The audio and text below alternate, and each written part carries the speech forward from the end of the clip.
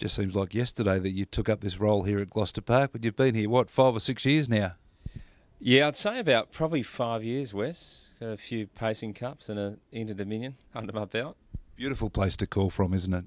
It is. It's magnificent. It's just a wonderful venue. Let's hope we stay here for a long, long time.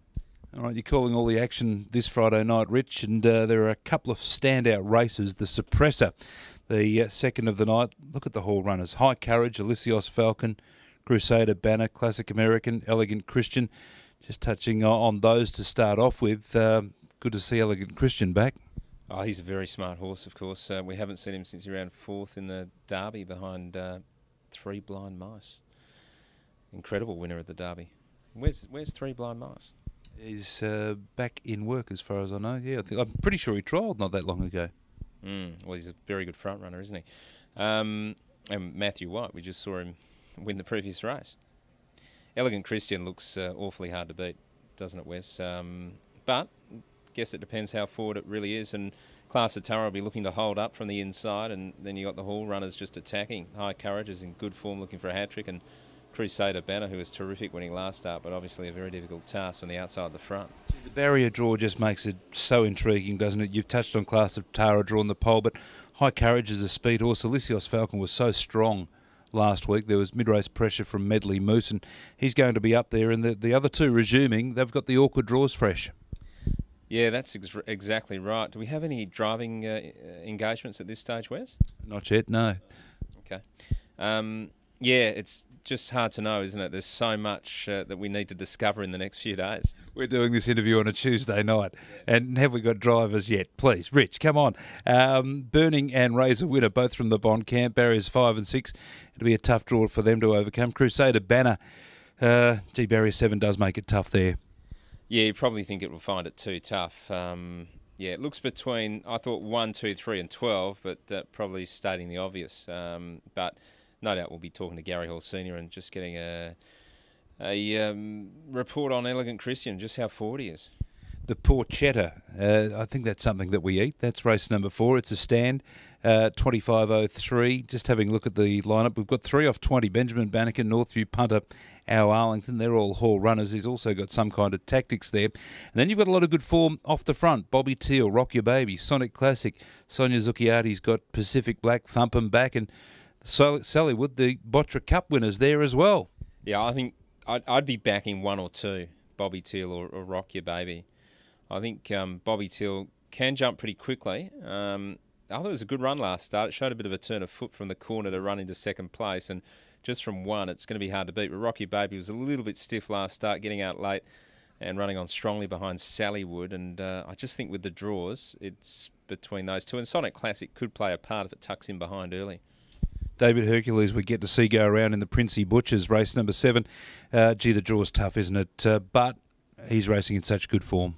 Yeah, this is a really good race, the way it's set up, with In the Perfect Storm looking like it's going to lead here from the inside. It's got very good gate speed. Say It Now does, of course, as well. But David Hercules, well, he's just going to be charging around the outside, you'd feel. And is he strong enough to win? Probably is, the way he's going. He's just in blistering touch. He's got a massive class edge on his rivals. What do you think, Wes? Can he overcome this draw? Yeah, look, he's got the class, hasn't he, an M20, but then you've got horses like In the Perfect Storm, Say It Now, who I think's in career best form, and he's all black, can run a 153.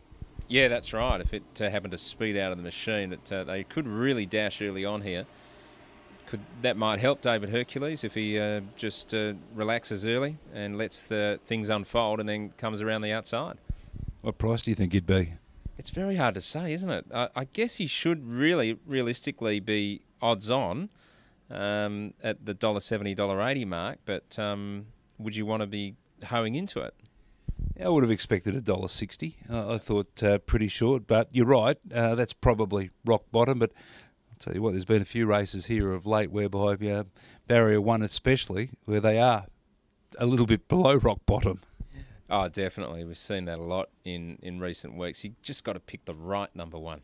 I didn't touch on race number 6, and one horse that I wanted to make mention there is Real Hammer. Now, he's drawn awkwardly outside of the back row. It's the Scott Riley Memorial.